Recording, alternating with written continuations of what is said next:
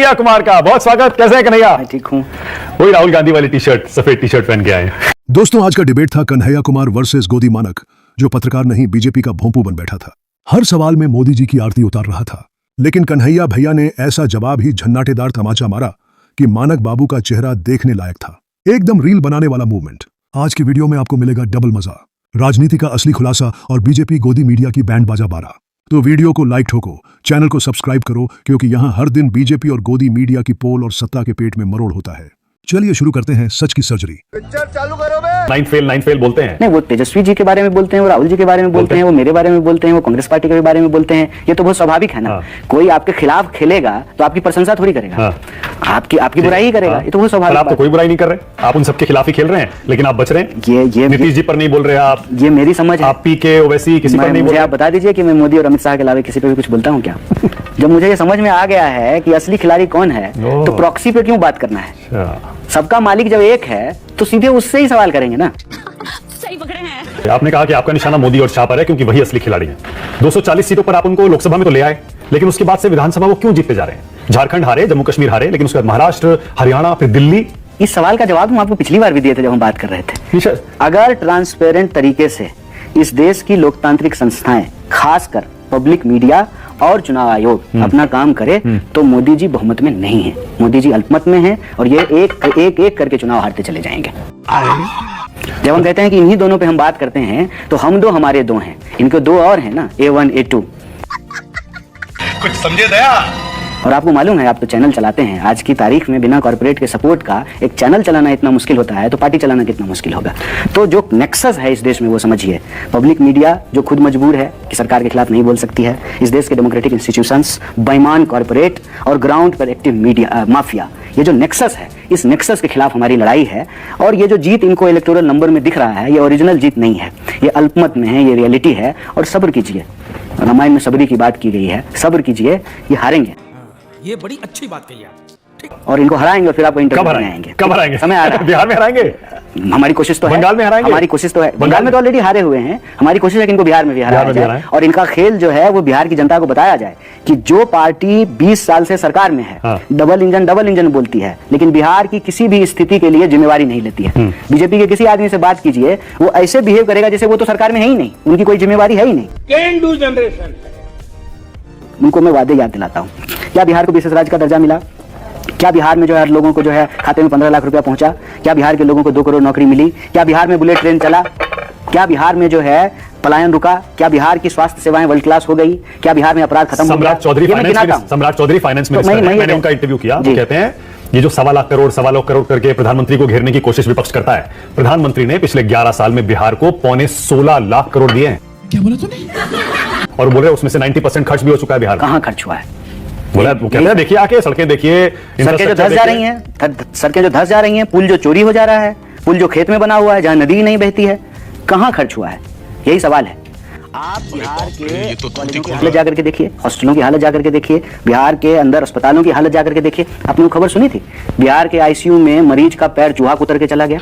आपने वो खबर सुनी थी कि चूहा जो है लाखों का शराब पी गया? आपने वो खबर सुनी कि जो है बिहार में पुल चोरी हो गया? आपने वो खबर सुनी कि बिना नदी के खेत में पुल बन गया? सज्जन को क्या तकलीफ है भाई? आपने वो खबर सुनी, अजीबोगरीब, या आपने वो खबर सुनी कि बिहार में प्रिंसिपलों की नियुक्ति जो है वो लॉटरी सिस्टम से किया गया? कहां खर्च हो गया पैसा? यही सवाल हम पूछ रहे हैं। मोदी सरकार चल जाएगी 5 साल? 29 में ही होगा चुनाव या पहले हो सकता है? क्योंकि बहुत सारे लोग ये कहते हैं, बिहार से जोड़कर देखते हैं, कहते हैं बिहार का जो रिजल्ट होगा उसके बाद तय होगा कि नीतीश जी बीजेपी के साथ रहेंगे केंद्र में या नहीं रहेंगे। अब देखिए, मोदी जी 2 बैसाखी पे चल रहे हैं। एक बैसाखी इंपोर्ट करके लाए हैं आंध्र प्रदेश से, दूसरा बैसाखी इंपोर्ट करके लाए हैं बिहार से। ठीक है, तो दोनों बैसाखी पे सरकार है। अब क्या होगा नहीं होगा, हम ज्योतिषी तो है नहीं, लेकिन यह सरकार अल्पमत में है, इतना तो मैं जरूर आपको कह सकता हूँ। ठीक है, 240 नंबर जो है वो बहुमत नहीं है, अल्पमत है। ठीक है। वोटर लिस्ट पर इतना विरोध क्यों है? एसआईआर पर आपका गहन परीक्षण चल रहा है, लोग कह रहे हैं, जो इलेक्शन कमीशन कह रहा है कि भैया हमको जो फर्जी मतदाता है वो पकड़ने हैं। देखिए, वोटर लिस्ट का विरोध नहीं है। वोटरों का वोट देने का अधिकार छीनने की जो साजिश है उसका विरोध कर रहे हैं। और इसको साजिश क्यों कह रहे हैं? साजिश इसलिए कह रहे हैं कि आपको अगर गहन पुनरीक्षण करना है तो गहन पुनरीक्षण तो 3 महीने में नहीं होगा ना। गहन पुनरीक्षण करने के लिए तो 1.5 साल का समय लेकर के करना पड़ेगा। अब बताइए 3 महीने में गहन पुनरीक्षण कैसे होगा? और आजकल ना एक फैशन बन गया है, जैसे पहले आंख में धूल झोंकी जाती थी, आजकल आंख में नंबर झोंका जाता है। अब आपने सुना होगा कि 90% फॉर्म भर लिया गया। कैसे 90% फॉर्म भर लिया गया? अगर इस पे जाकर के सवाल पूछने लगे लोग तो ये अलग बात है कि उनके ऊपर एफआईआर हो जाएगा और जेल चले अच्छा, जाएंगे। प्रिंसिपल स्टैंड आपका तो क्या है? उसमें गड़बड़ी आपको दिखाई देगी। ठीक है, प्रिंसिपल स्टैंड आपका क्या है? जो इलीगल लोग हैं, जो गैर कानूनी तरीके से हिंदुस्तान में आए, यहां रह रहे हैं, उनका नाम वोटर लिस्ट में भी है, वोटर आई कार्ड है, आधार है, उनको हटाना चाहिए या नहीं हटाना चाहिए? नहीं हो सकता है ना ये संभव है? ये नहीं, कैसे संभव है? ये हो सकता है कि एक ही इंसान का नाम दो जगह हो सकता है। हाँ। कि आपका हो सकता है कि दिल्ली में भी हो और पंजाब में भी हो, ये हो सकता है। ये नहीं हो सकता है कि आप भारत में पैदा हुए और आप इलीगल हैं। ये नहीं, मैं उन लोगों की बात नहीं कर रहा हूं जो गैर कानूनी तरीके से घुसे, यहां आके फर्जी आधार, फर्जी वोटर आईडी, फर्जी कागजात बनवाए और वोटर लिस्ट। चढ़ा समझाओ इसे। कैसे घुसे? अगर आप ये कह रहे हैं, इसका मतलब आप इस देश की सेना पे सवाल उठा रहे हैं। आप इस देश की बॉर्डर सिक्योरिटी फोर्स को जो है कटघरे में खड़ा कर रहे हैं। इस देश की सीमा की सुरक्षा किसके हाथ में है? केंद्र सरकार के हाथ बिल्कुल में, गृह मंत्रालय के हाथ में है, जैसा कि डैडी के हाथ में है, हमारे आपके हाथ में तो नहीं है। तो आप उस पर सवाल उठा रहे हैं, कैसे घुस जाएगा? अच्छा, अगर घुस गए तो उनको निकालना चाहिए या नहीं निकालना? नहीं, तो ये तो 2003 में ही पुनरीक्षण हुआ था। हाँ। 2003 में पुनरीक्षण हुआ था, तो तब इसका मतलब पुनरीक्षण ठीक से नहीं हुआ। नहीं, उसके बाद की बात है ना। 2003 तक जो हुआ उसके बाद तो कह रहे हैं जिन लोगों का नाम उस लिस्ट में है उनको कोई कागज नहीं देने। हाँ। उनके बाद वालों को देने। उनके बाद वालों को देने हैं। हाँ। तो कागज वही देंगे ना जो कागज सरकार जारी की है, कि उसके अलावा कोई कागज देना है। बोलो बोलो टेल तो सरकार ने ही आधार जारी किया है, सरकार ने ही दूसरे कागज जारी किए हैं। पहले आप मुझे बता दीजिए कि चुनाव आयोग का काम मतदाता सूची तैयार करना है कि नागरिकता प्रमाणित करना है? भाई, वोट तो नागरिक ही देता है ना। बिल्कुल नागरिक तो देता है। वोटर तो तय करना इलेक्शन कमीशन का अधिकार है ठीक ना। बात है, वोट तो जनता ही देती है ना। हाँ। तो चलिए हम लोग पार्लियामेंट में बैठेंगे कल से, नियम कायदा होता है ना। हाँ। वोट तो जनता ही देता है, आप हम वोट दिए हैं ना। हाँ। तो चलिए हम लोग कल से राष्ट्रपति भवन में सोएंगे। नियम कायदा होता है ना। हाँ। अलग अलग मंत्रालय क्यों बना हुआ है? अलग क्वासी बॉडी है ना चुनाव आयोग, क्वासी बॉडी है। चुनाव आयोग एक संवैधानिक संस्था है जिसको निष्पक्ष तरीके से इस देश में चुनाव कराना है। ये कॉन्स्टिट्यूशन संविधान का मैंडेट है। हाँ। लेकिन लोगों का नागरिकता जांचने का काम तो चुनाव आयोग का नहीं है। पर वोटर तो नागरिक ही बनेगा ना। अरे कहना क्या चाहते हो? लेकिन नागरिक लीगल सिटीजन होगा। लेकिन सवाल है कि नागरिकता जांचने का काम किसका है? हाँ। बताइए। नहीं, मैं दूसरी बात कह रहा हूँ। गृह मंत्रालय का है। मंत्रालय वो होम मिनिस्ट्री देखेगी। जी। लेकिन वोट तो नागरिक ही देगा। बिल्कुल करेक्ट, बिल्कुल। और कौन सही वोटर है ये तो इलेक्शन कमीशन करेगा और कौन नागरिक है हाँ। ये देखने का काम गृह मंत्रालय का है। हाँ। और जो नागरिक है उसी को पहचान पत्र सरकार जारी करती है। हाँ। क्या आप अपना पासपोर्ट अपने घर में बनाए हैं? सरकार बना के दी है ना।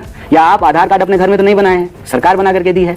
तो ये नहीं हो सकता मतलब है। जिन लोगों के फर्जी बने हैं उनको अब नहीं टच करना चाहिए, उनको छेड़ना नहीं चाहिए। नहीं। या आपको लगता है उनको आइडेंटिफाई करना चाहिए, हम कह रहे पहचानना हैं कि चाहिए? फर्जी जो बने हैं वो आइडेंटिफाई कीजिए, लेकिन फर्जी आइडेंटिफाई करने के नाम पे जो ओरिजिनल है ना उनको मत तंग कीजिए ना, उनको मत परेशान कीजिए। ये बड़ी अच्छी बात कही आप। ये शहर जैसी स्थिति गांव की नहीं है कि पड़ोस में कौन रहता है मालूम नहीं है। गांव में तो पूरी पीढ़ी पूरा खानदान मालूम है।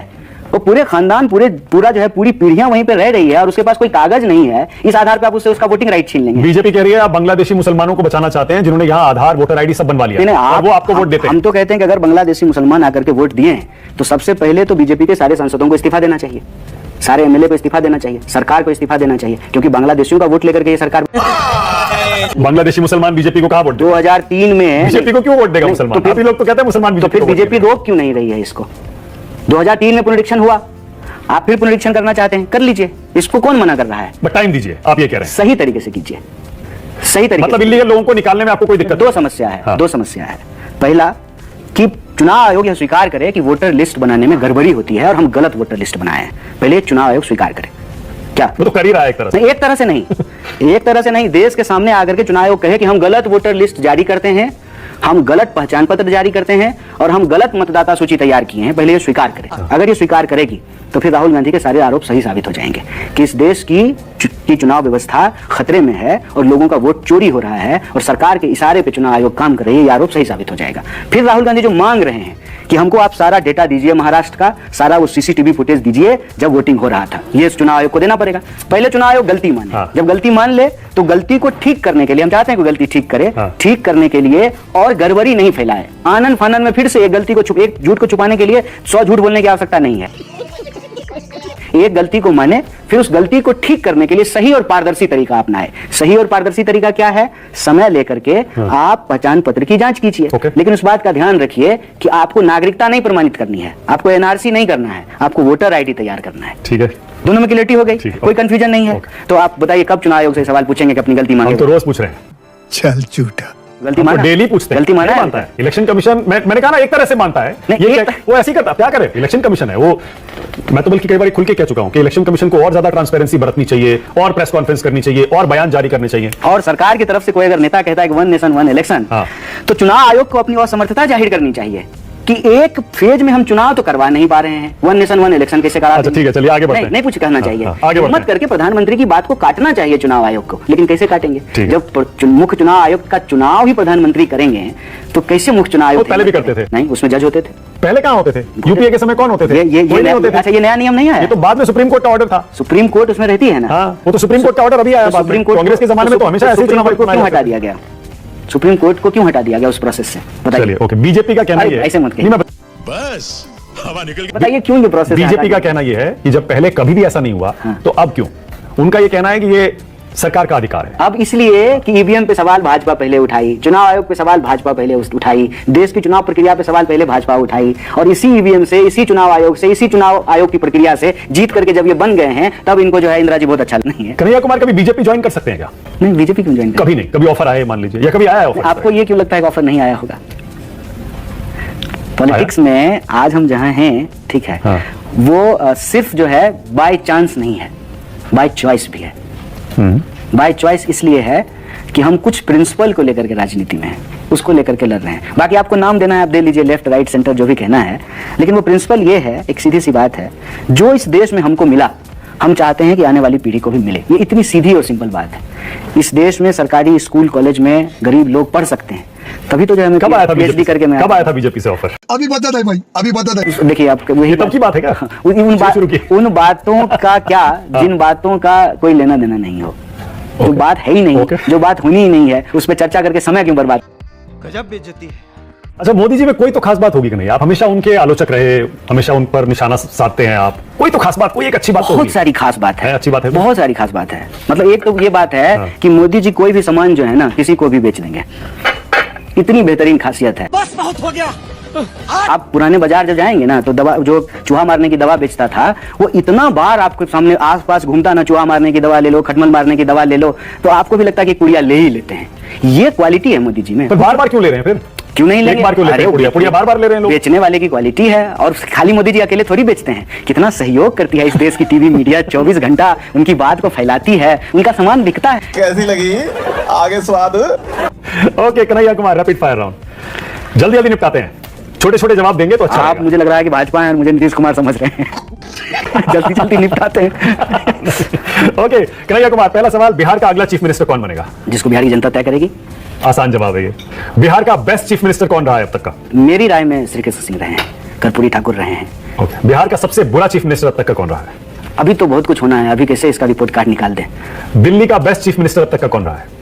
दिल्ली का मुझे ज्यादा याद नहीं है, लेकिन जब मैं दिल्ली आया था तो शीला जी चीफ मिनिस्टर थी, और दिल्ली में वो कॉमनवेल्थ का की तैयारियां चल रही थी, तो दिल्ली को उस दौरान हमने बदलते देखा। शीला दीक्षित, मतलब बेस्ट सीएम शीला दीक्षित। दिल्ली का सबसे बुरा सीएम? अभी तो होना बाकी है, अभी तो पार्टी शुरू हुई है। लालू यादव को भ्रष्टाचारी कहना गलत है? गलत है, बिल्कुल। कोर्ट से सजा मिलने के बाद भी गलत है? कोर्ट से सजा मिली, ठीक है, कोर्ट से सजा तो जो है भगत सिंह को मिल गई थी, फिर उनको फांसी पे चढ़ा दिया गया। बताइए, क्या आप ये कह रहे हैं चारा घोटाला नहीं हुआ था? हुआ था, ये हम नहीं करेंगे नहीं हुआ था। तो फिर कोर्ट से लालू की सजा को सारा दोष जो है एक व्यक्ति पे ही दे दिया जाए। समझ रहे हो? ओके, ये भी तो एक सवाल है ना। क्या लालू राबड़ी और के फिर ये सवाल है कि अगर वो भाजपा में चले गए होते, अगर भाजपा के सहयोगी होते, मान लीजिए, तो क्या ये फैसला आता? तो वॉशिंग मशीन में धुल जाते? वाह मोदी जी वाह वाह। मैं ये बात आज 10 साल से बोल रहा हूं। अगर वो एनडीए का पार्ट होते तो क्या चारा घोटाले पे यही वर्डिक्ट आता? मैं बस ये प्रश्न चिन्ह खड़ा कर रहा ओके, क्या लालू राबड़ी के शासन में जंगल राज था? नहीं, इस तरह की बात कहना, इस तरह का विशेषण से आप अव्यवस्था पे प्रश्न कर सकते हैं। बीजेपी जेडीयू दोनों आप कहते हैं। उनके लिए रिपोर्ट कार्ड जारी कर सकते हैं, लेकिन ये तो देखिए सीधे सीधे ना ध्यान भटकाने की बात है। आप 2025 में 90 की बात कर रहे हैं, 20 साल से आप सरकार चला रहे हैं और जंगल राज बोल रहे हैं। सपा और आरजेडी को गुंडागर्दी से बीजेपी जोड़ती है, क्या ये गलत है? और तो सारे जो गुंडे जो भाजपा में आकर के अभी सांसद बन गए हैं और एमएलए बन गए हैं, इस पे उनको क्या राइट है कि दूसरे को जो है वो गुंडागर्दी पे आरोप लगाएं?